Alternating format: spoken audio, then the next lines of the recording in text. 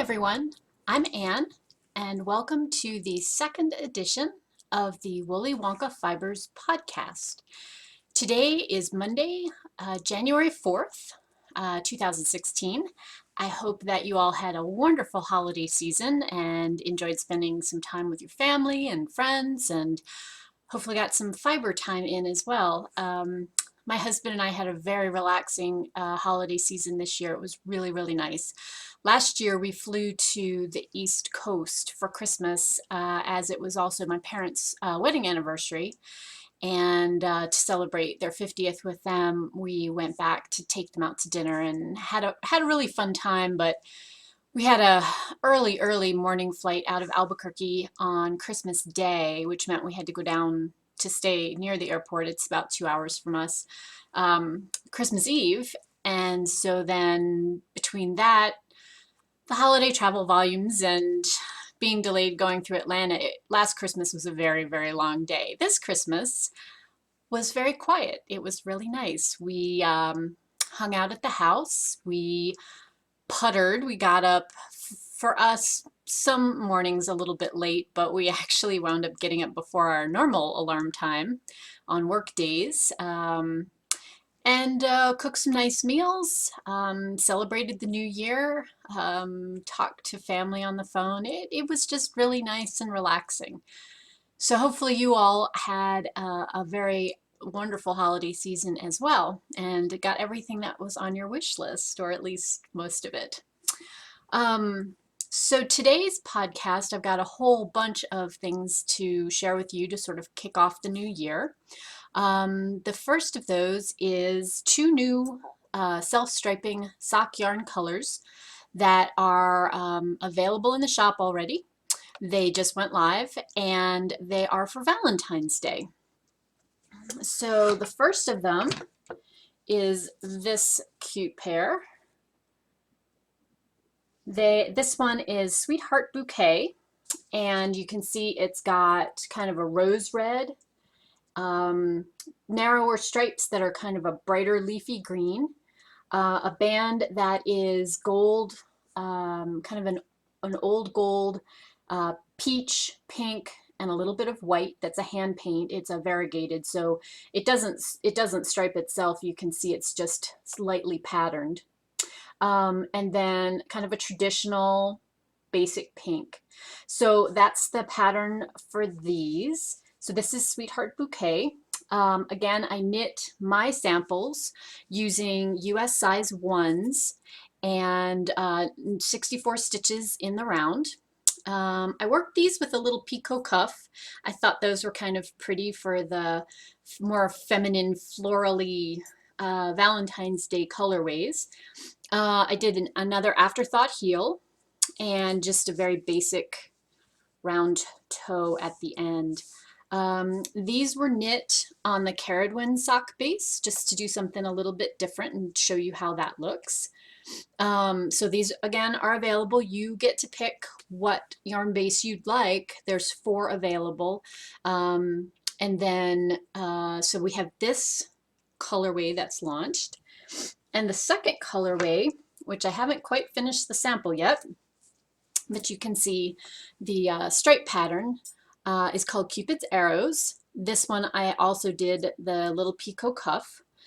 It's got really basic Valentine's Day colors that I think are very pretty. So we've got pink, white, bright red, repeating with white.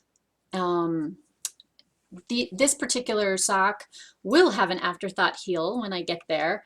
You can see I've put in a scrap yarn for that, and the same type of toe down here at the end. Same basic number of stitches, 64 around again for these, knit in the round. I'm working these with double pointed needles on this one. I haven't done that in a while, and I had a couple that I wanted to get done at the same time, so I did one on the short circulars that I use a lot for socks, and then I did these with DPNs. This base is the Rhiannon sock base, which is 75% superwash merino and 25% nylon. So kind of a traditional sock yarn, if you will. And again, this colorway is also currently available on the shop, and I will put links in the show notes to these two separate colorways. The Santa Fe colorway I showed you last week is also still available. Remember, that's going to run through till the end of March. And then next podcast, I will have the February Colors of New Mexico self-striping color to show you guys. I finished it. It's ready to go, but I wanted to introduce the Valentine's Day colorways. So those will be available in the shop from now, which is January 4th, through February 15th. Again, these are pre-orders, so meaning you put in your order and tell me what yarn base you'd like, and then I'll be doing the dyeing to customize which sock yarn base and which colorway of the self-striping you're interested in. So that's kind of the first kickoff information about the shop. So like I said, next podcast, I'll talk about the next Colors of New Mexico colorway, which is going to be White Sands. I think it's really pretty. It's all of my colors and something that I would definitely toss on a regular basis. The other news I wanted to talk to you guys about, I've already seen a lot of you at various trunk shows. To kick off the new year, I have the very first one of 2016 that will be for Free Spirit Knits. So I will be visiting Serendipity Yarns in Buena Vista, Colorado, which is not too far from Salida. So if you attend the Salida Fiber Fest, it's in your neck of the woods, and it's not too far from Denver. It'd be a great excuse to come for the weekend and do some skiing in the area. I will be at the Serendipity shop on Saturday, January 16th from 10 to 3. And so I will have book copies, which I'm happy to autograph there. And I'll also have the book samples, the knitted projects from the book. And then I'm also going to be bringing a small group of yarns. I'll have some transitional packs. I'll have a bunch of fingering weight yarn with me, probably some DK as well. And then I'll also have my individual standalone patterns, my independently published patterns with me, as well as my other 3 books, the books that I've self-published that are all the fairy tale collections. So those will all be available at Serendipity Yarns. And again, that's Saturday, January 16th from 10 to 3 at the shop. So if you are local or relatively local, I hope to see you there. It's just a one-day thing. I'm not teaching any classes this particular go-round, but certainly in the future, Cheryl and I have talked about doing that, so you can put that bug in her ear if you are local to her and you would like me to teach something. That's always a fun time. Let's see. Oh, so well, this is kind of outside the yarn portion of the shop, just the yarn portion of the shop. I've got several new patterns to share with you guys this particular podcast. The first, we'll start with the one that's behind me. For those of you who are in the Heroines Shawl Club 2016, this is the very first pattern kit, and I've already done some spoilers on the Ravelry groups site, and I just posted to Facebook this morning, so you may have seen it there. But at any rate, this is a long stole that was inspired by a book that I read last year that I loved. It's called Iceland, and the author's name is Betsy Tobin, and I'll pop that into the show notes as well. She did a really interesting thing with this particular historical novel. She took an actual historical event, which was the volcanic eruption on Iceland in 1000 AD, and she combined it with other actual historical information about the Vikings and the people of Iceland, who were kind of in the middle of a political upheaval at that time. So she combines that along with the legend of Freya, who was sort of the most powerful of the Norse goddesses. And in this book, Freya comes into Earth's environs and interacts with humans. And her part of the story centers around her trying to acquire this gorgeous necklace that she's seen and has fallen in love with, and is stolen from her by Loki, which, if you have followed any of that movie series, he's the trickster. So he takes it from her during the course of the book after she's acquired it, and secrets it in an underwater cave. So this particular shawl starts out with one end of a gradient that has a very pale kind of seafoam color, and motifs that are indicative of her trials under the sea. It's got sort of a frothy wave pattern at that end. It then moves through an arched section, which is supposed to represent the arches in the walls around Valhalla, where she lives. And then the second half of the stole, which you can see up here, features a different gradient color that are very bright colors and are meant to represent the volcanic eruption and the lava flows. So the shawl is knit with 2 fingering weight skeins of the Aran Road sock. That's the one with the superwash merino silk and glitter that has 435 yards per 100 gram skeins. And so each gradient, the cooler colored one, starts out with that seafoam green. It's called Iceberg, and it goes through blue into a blue gray to a charcoal gray. The second gradient that came with the kit is called Fire, and it starts with a blackish charcoal gray, which is where those 2 colors join as you're knitting the shawl, and then it goes into kind of a burnt red, and then a kind of orangey red, and finishes off with that burnt orange that's up here. It's a nice long shape. It wraps really nicely. Each end is different. So the end with the seafoam has, like I said, kind of that wavy pattern in it. And the end that has the red colors in it the end is worked on the diagonal. And so it has an interesting finish to it that's kind of fun and different.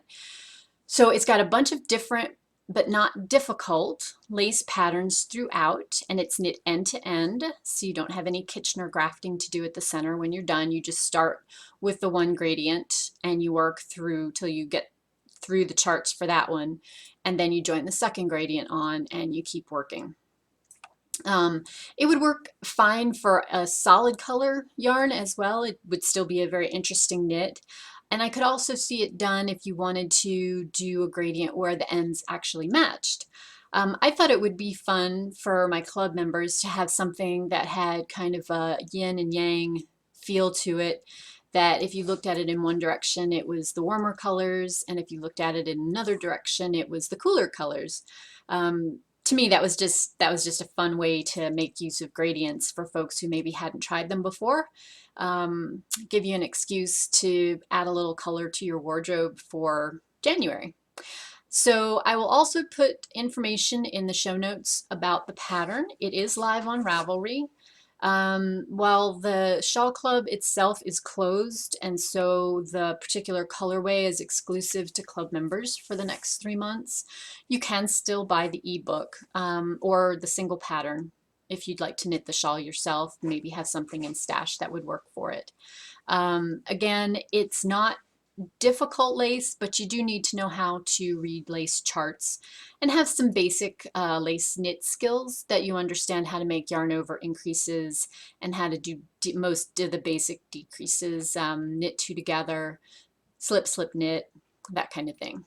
So, so that's the first pattern that it has been released. The second one that I wanted to share with you is the one that I have on. This is kind of a preview because this pattern has not gone live yet, but this is the cowl for the Rainbow Along that the Suburban Stitcher is hosting. I knit this with 1 skein of a gradient.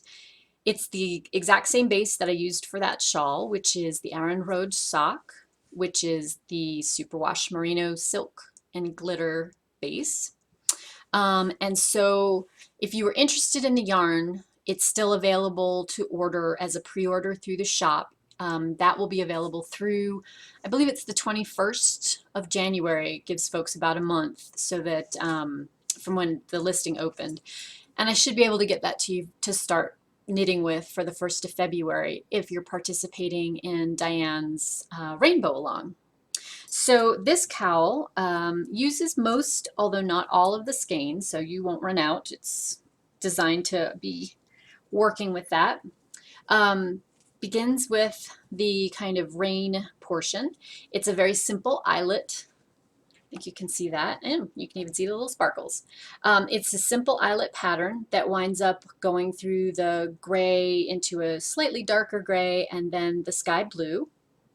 And then the bottom section is the sunray section, which has the pink, the peach, and then this old gold color. I blocked mine with this little picot edge just so it had slight peaks. I think you can see it if I pop it up there. But it's very forgiving and extremely stretchy in this section. There's actually enough yarn if you're kind of a stingy knitter to be able to get one more repeat of the yellow out if you'd like it a little wider. But it's a nice depth, I think, and it works, you know, it works well with the color change. So you can wear it singly or you can wear it doubled. Like I said, this section right here that has the sunray section in it, that is very stretchy. So you could even almost pull it down and wear it like that as a small shawl if you were so inclined. The sunray section does have a chart, but it's presented in both written and charted form. And then the raindrop section up here at the top in the blue is just written. It's very simple. It's just a yarn over knit two together to create the pattern. And plenty of space in it to do a nice little wrap. I think it's fun for, you know, tucking into the neckline of your coat, making sure that you've got everything nice and snug and warm if you're somebody who has a commute or has to go stand at the bus stop. I like cowls this time of year. I think they're a nice extra layer. If the back of my neck gets cold, then I'm cold. So I have a whole bunch of cowls that I like to wear. And this one's fun. It's got some interesting colors in it. It goes great with charcoal gray, which I wear a lot of, but you could do it with denim as well, and it would look great. This pattern is not released yet. I just got it back from my tech editor today, so I have to do layout and professional photos with it, which I will be taking care of later this week. So it will go live on Ravelry on Monday, January 11th. So I'll put a note about that into the show notes since I don't have a link that I can send you off to yet. And then once I have it released, I will update the show notes for you. And then I'll also be including those in the next podcast, so you can refer directly to that as well when we get there. I am still working on multiple sweaters right now. For my deadline knitting, I have about 4 inches left to get up to the armholes on the men's sweater I'm working on. I'm hoping to finish that in the next 2 days. That will kind of get me to my midweek point. I'll have one sleeve left to finish. I have the first one finished on that, and then I can put everything kind of together and see where I stand. I'd love to have this finished by the 15th of January, but I don't think it's going to happen. The due date is February, but I'd like to get it off my plate as quickly as I can, simply because I'd like to move on to other things that are on the table for deadlines. The other sweater that I'm working on, that's a women's piece and it's a DK weight. I am up to the armholes on that, so I can start sleeves on that this week. And then once I finish the men's sweater, I have one more women's sweater that's on kind of a tight deadline knit. So then I'll be starting that one. So right now, those are all the things that are out in the world of design. Certainly if you have any questions about either the rainbow cowl or the fire and ice shawl, you're always welcome to leave me a query either through my website at www.woollyWonkaFiber.com or through my Ravelry group, which if you do a search for Willy Wonka Fibers, it will appear and you can always catch me there. I try to check messages there at least once a day, if not more, depending on what we've got going on. So I think that's everything that I needed to cover for shop-related kind of business end of things. I've been busy in the shop finishing up some self-striping orders and the rainbow cowl orders. I should have all of the rainbow cowl orders that have come in so far out in the mail by Wednesday of this week. So again, you should have those in plenty of time to get it wound up, figure out what needles you'd like to use, what project you'd like to use, take a look at different options and see what you might want to make with that. So thank you all for those orders. I do appreciate them greatly, as well as the striping sock orders, because I've been busily working on those as well. They take a while, but I'm kind of at the end of the first batch of those. I have a few left over that need to be finished that I'll get taken care of by midweek, and then I think I'm caught up and I can focus a little bit more on Stitches West, which is something else on my calendar for February, which we'll talk about a little bit more in my next podcast. So let's see. Let's start with some personal stuff that I have going on. I took a lot of time over the break to spend doing some fun stuff. I didn't just knit on size 2 needles for my men's sweater project all week, which was good. I needed a mental break. The first thing that I guess I want to talk about is that I'm hosting a hand-spun knit or crochet or weave along. Details on that can be found in my Ravelry group, and again, I will post a link to that particular thread. It's pretty low-key. It's going to run all year long. You're welcome to do any type of project as long as it uses hand-spun yarn. And I know there are several of you out there who are spinners who have a stash of hand-spun that you could probably use up. So this is kind of a nice way to kick that off. There's nothing specific. You don't have to necessarily use Willy Wonka fibers or one of my patterns. Be great if you did, but use what you've got. It's just a nice way to maybe use up some of the hand-spun that you've had stashed for a while that needs to have a life. So one of the things I'm going to try to do for 2016, even though I always say I'm not a resolution person, and then I always have a bunch of things I want to get done, which I guess is a resolution. All right, we'll call them resolutions. Let's do that. So one of my resolutions for 2016 is to try to complete 12 hand-spun projects, and for me they'll be knitting. I don't really crochet. I'm not very good at it, so we'll pretend that doesn't exist for me. I'm not going to try to do anything, you know, epic with this. I just want to use up some of my hand-spun. So the first project that I'm working on, I pulled out a skein that I spun last year. It's a very dark skein, but boy, you can see the sparkles in it, eh? This is, the colorway is called Sorry, and it's got black and kind of a really dark purple, almost wine color, superwash merino base, and then it has little bits of silk threads from recycled saris and glitter in it. This was a large 4-ounce bat originally from Enchanted Knoll Farm, which was in my stash for a long time, that I spun up last year into a fingering weight 2-ply. I plied it fairly loosely, fairly lightly, because I knew I was going to probably make a shawl out of it. So what I've chosen for my pattern, some of you may know I have another thing I do which is called stitch definition.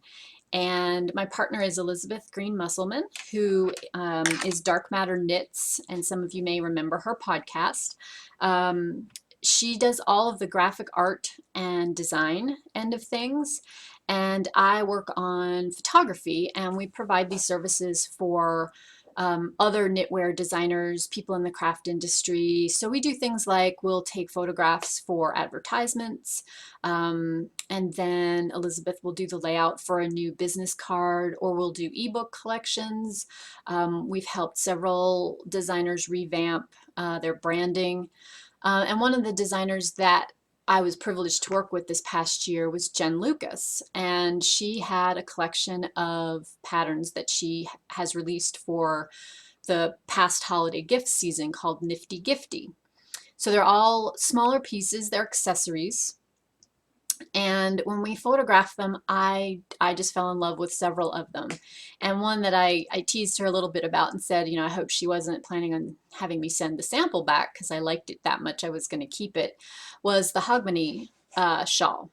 And so that's my first project that I've cast on, which you can see the beginnings of. Let me get that a little straighter.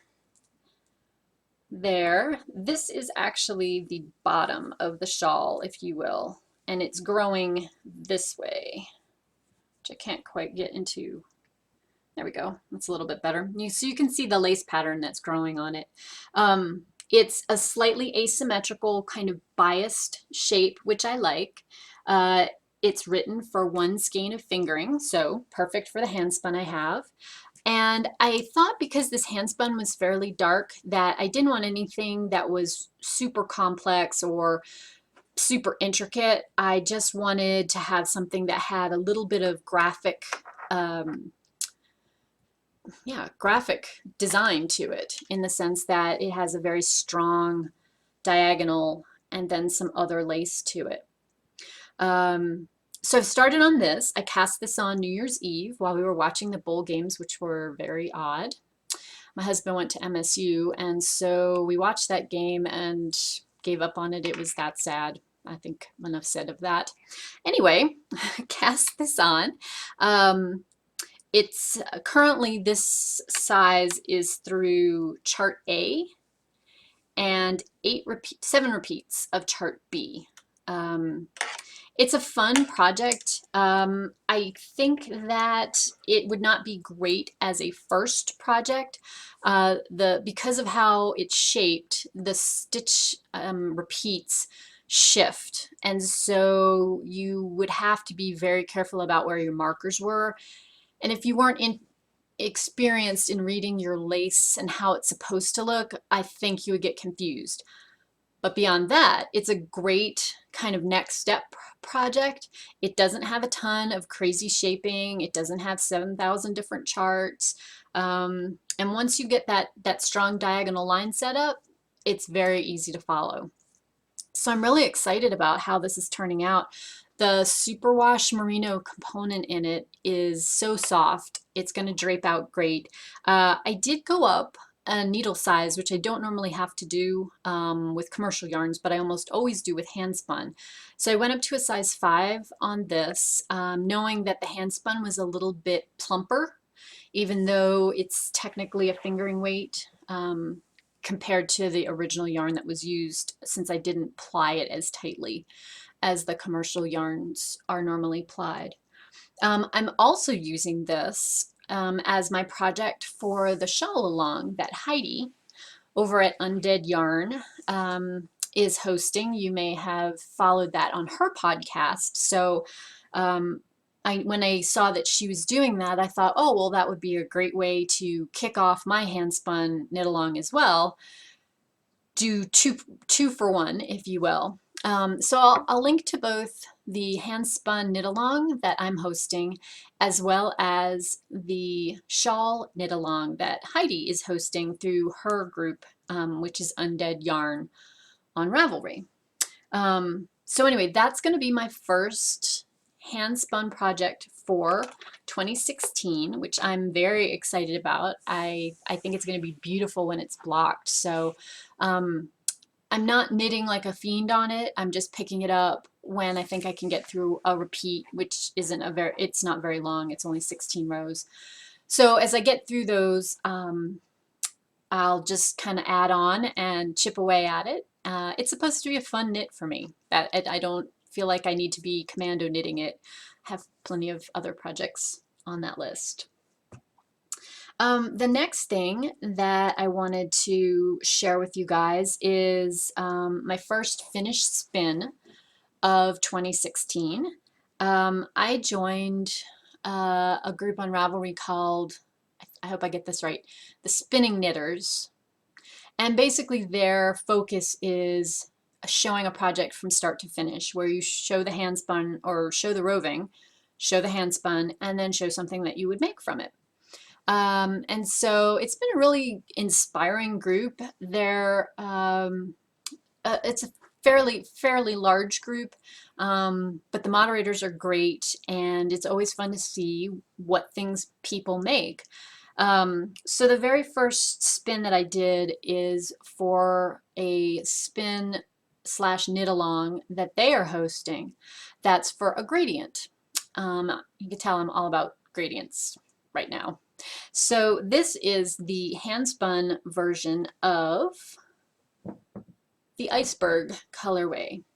So I did this on Falkland wool, which is one of my favorites. It's a great bouncy wool. It's not as soft as merino, but it holds up a little bit better, and it's a great beginning spinning fiber if you're new to spinning. So I did this up as a 2-ply yarn. It is sport weight. I'm really quite happy with how well the colors came out on this. They stayed pretty clear. I had one section of one bobbin that I wound up having to pull off the singles in order to get the plies to line up. So this is a little bit short of a full 4 ounces because I had to make that adjustment. But anyway, this is ready to go and have a life in a project. So this will be what I cast on with when I'm finished with the Hogmanay shawl. And I think, I haven't totally decided yet, but I think I may knit the Dewberry cowl. That's Hilary Callis's. It's a big kind of shoulder shrug type cowl out of this. Her pattern calls for worsted weight, and this is sport. But I think I would like mine a little opener than her, more open and airier than her version. So I think I may try this yarn with that pattern. I'm still deciding. I'm kind of on the fence about that, but I have time, right? Because I'm working on the first month that project. So I'll ponder this. I'll let you guys know what I decide, but I will link to that pattern in the show notes so you can at least see what it is I'm thinking about doing. And if you have any brilliant suggestions for this, please give me a shout out. I'd love to hear what you think would be beautiful, made up from this gorgeous gradient. So that was my first spin for 2016. Going along with hand spinning, I have decided this year that I'm going to kind of kick things up with another Ravelry group. Yes, I did spend some time on Ravelry over the holiday weekend. It's the Completely Twisted and Arbitrary Spinners group. They are very chatty, so you kind of, at least if you're me, I have to sort of pick and choose what threads I'm reading and kind of what I'm following. And one of the ones that I was interested in, I sort of dipped my toe into the concept last year, is their Spin the Bin challenge. And basically what you do is at the beginning of the year, you pick a minimum of 12 2-ounce sets of fiber, and you spin those up. You put them in a bin. Those are what you spin. You can add to the bin, but you cannot subtract from the bin. And so I decided that I was going to kind of look ahead, keeping with my personal challenge of trying to get to that 8 pounds mark. And I didn't quite put 8 pounds in there, but I did put 90 ounces worth of fiber. This gradient was not part of that. I spun it up. I had started it before the first of the year, so I'm not counting that as part of that challenge. But I did pull a bunch of different fibers that I felt like I wanted to work with this year. I already know that there's some of them that I want to spin kind of companion yarns to, things that I want to spin and keep as like a Barber Poli 2-ply that has a lot of pops of color in it, and then add to it with a solid or a tonal dye to do a 2-color project, striped shawl, something like that. So I'm hoping that I can be dutiful and spin my bin, as well as some other things. If you're interested, I have set up a hand-spun project on my Ravelry, my personal Ravelry page, which I will also link in the show notes, that shows you everything that I've selected for this year and what I am going to try to get through. Almost everything that I've chosen for my bin is at least 4 ounces. I think I have one thing in there that's 8, and I have several in there that are 5. So it's not just a basic 4-ounce braid. So I'm feeling good about that challenge. I think that's something I can do. It's you know, I spun up just over 120 ounces last year, and so I think 90 ought to be doable and then some. So I'm gonna try to stay focused on that. That's gonna be kind of my go-to group of fibers to spin when I'm at that point where I'm like, well, what do I spin next? And I found last year when I did kind of my own personal mini version of this that it was really helpful to me to not feel overwhelmed by what should I go pick. If I didn't have a specific project that I wanted to spin for, I was finding a lot of times that I couldn't make the decision about what to pull out of the bin to spin next. And if you tuned into my first podcast, you'll know that I have a lot of personal fiber that I want to get spun up. And I have it in a lot of bins, and it's a lot to go through. It's almost overwhelming. So having a smaller group of things that fits in one Tupperware bin, it's one of the 36 quart ones, I think. It's, you know, shoulder width. That really, really helped me to focus. And so I'm hoping that this will be the same for this year. So on top of that, because I'm a little crazy and apparently can't just say, yeah, that's great, go me, go do that. As I was wandering through some other group members' projects for the past year, I ran into a Raveler whose username is Fluffy K, Kira, who spun 52 skeins of yarn last year. So that's a skein a week. Now, they weren't all 4 ounces. There were some that were more, there were some that were less, but she spun 52 skeins last year. And I thought, wow, you know, she totally knocked that out of the ballpark. How fantastic is that? And I thought, okay, well, you know, I already know I can spin this bin, right? It's 90 ounces. And I'm pretty sure I can spin another, what would it be, 124 ounces, no, 128 ounces to get to my magic number this year for that 8 pounds that I'm looking at. I should try to spin 52 skeins as well. So I also, on my personal Ravelry page, have a page set up for my 52 and 52. This one has counted for it. I finished it in 2016. Woo, go me! Here's number 1. I don't know. I don't know if that's something that's even remotely possible. You know, I have a busy life. I do lots of stuff. I have lots of other deadlines, but I don't know, it just seems fun. It seems like a fun thing to try. I know that I'll get some spin time in for the Tour de Fleece this year. Not everything is going to be a teeny tiny lace weight, 8 ounces of a teeny tiny lace weight. I mean, I already know that there's a set of singles I'm going to spin up in the month of January. I have that kind of on my to-do list. So I guess wish me luck. It's a crazy kind of thing. I'm just I'm going to give it a shot. I'm going to see how it goes. I'm going to not get too wrapped up in it, but I would really like to see if it's something I can do, because wouldn't that be great? 52 skeins of hand spun to work with. I don't know how. I think that just is wonderful. I would be super happy to have that.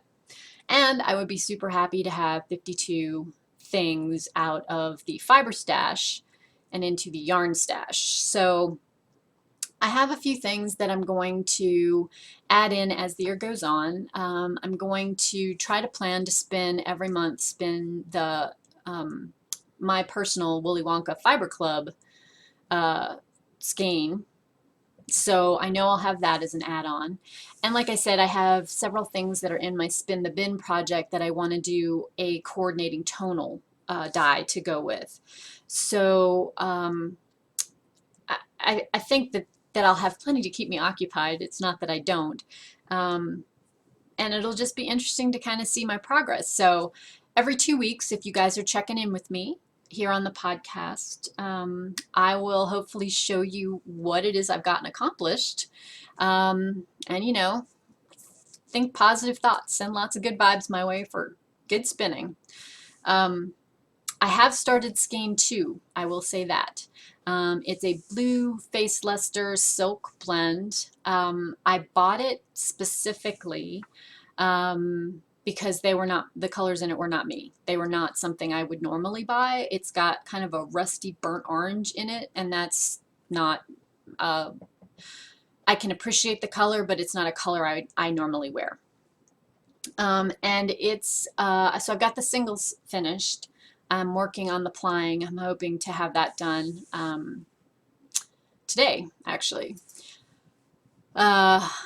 I don't know. It's come out very differently than I expected. It's more pastel-y.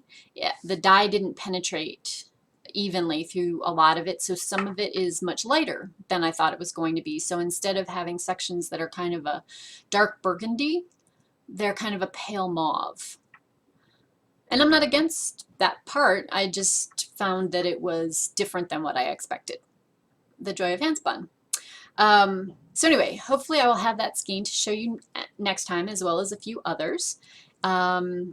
So I'm feeling pretty good since we've kind of gotten through only the first 4 days of the year, and I have one skein finished that, you know, maybe I can forge on and tackle this. We'll see. I've got a friend who has been a longtime shop customer and is a friend in virtual reality. Hi, Angela. She and I are going to do a virtual spin-in on Tuesday nights. So certainly if you are a spinner and you'd like to join us for that, again, very low-key, very casual, just spin on Tuesday night. And you're always welcome to find me on Instagram and send me a quick photo with a, you know, a link. Tag me over there, showing me what you're spinning. That's kind of fun to chit chat back and forth, but hopefully you'll find something to inspire you in your stash in 2016 as well. So that said, I think we're done for this go round. It's been kind of a chatty section today here with all of my personal stuff. But I do hope you'll join me again next time, 2 weeks from now, when I will have edition 3. But until then, thank you all very much for joining me. If you are brand new, I hope you will listen in again. And if you are now one of my old timers from last podcast, which was the inaugural one, thank you for coming back and sharing some time with me. Happy New Year, everyone, and happy fibering.